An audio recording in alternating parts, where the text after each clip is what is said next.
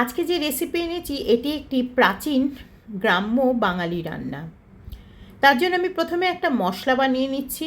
মশলার জন্য আমি প্রথমে এখানে দিলাম পোস্ত, তার সাথে সাদা সর্ষে, কাঁচা লঙ্কা, টমেটো ও 1 ইঞ্চি মতো আদা দিয়ে প্রথমে একবার বেটে নিলাম। তারপরে তার মধ্যে একটু জল দিয়ে একটা মিহি পেস্ট বানিয়ে নিয়েছি।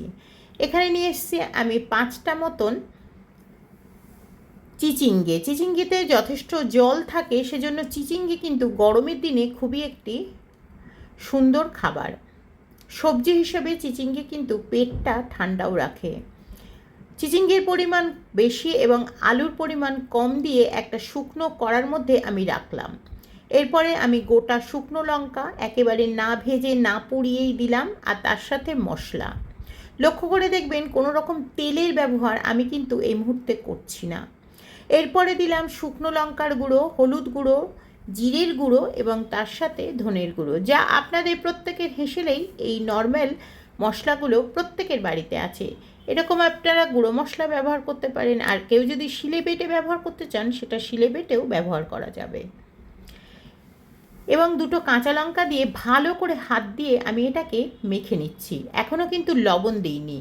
চিচিঙ্গিতে যেহেতু অনেকটা জল থাকে, তাই ভালো করে মাখার পরে দেখতে হবে এতে কতটা সত্যি জলের প্রয়োজন আছে।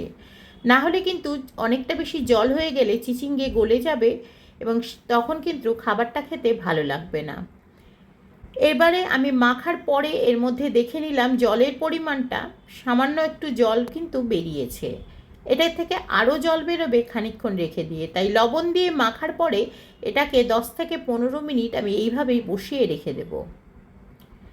এটা 10-15 মিনিট পরে যে জলটা বেরোলো সেই মাপটা দেখার পরে যে মশলা বাটা জলটা ছিল সেই মিক্সির সেটা এবং সামান্য একটু জল দিয়ে আর কিন্তু এর মধ্যে হাত লাগাবো না। এবার এটা নাড়িয়ে চাড়িয়ে ঢাকা দিয়ে ধিমে আছে, যদি আপনাদের চিচিঙ্গে অত্যন্ত টাটকা হয় তাহলে 10 থেকে 12 মিনিট, আর যদি চিচিঙ্গেটা একটু পুরনো হয় সেক্ষেত্রে কিন্তু আধ ঘন্টা মতন ধিমে আছে রান্না করে নিতে পারেন। এটা 1 পট রেসিপি এবং এটা বসিয়ে দিয়ে আপনারা একেবারে নিশ্চিন্তে ঘরের কাজকর্ম সেরে আসতে পারেন। যেহেতু তেল ছিল না, 1 চামচ সর্ষের তেল এবং তার সাথে জিরে এবং তার সাথে একটু হিং দিয়ে ভালো করে এটা একেবারে এটা ফোড়নের মতন দিয়ে দিলাম।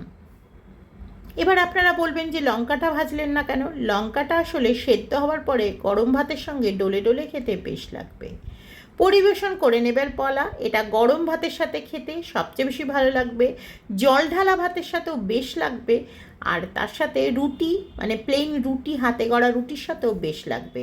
ফিনিশ করে নিলাম ঘরে থাকা যে ভাজা মশলা থাকে তাই দিয়ে। ব্যাস এই ছিল আমার এতটুকুই আজকে সহজলভ্য, অত্যন্ত সহজ ইনগ্রিডিয়েন্টস দিয়ে রেসিপি। এবং এটা কেমন লাগলো অবশ্যই আপনারা কমেন্ট করে জানাতে ভুলবেন না।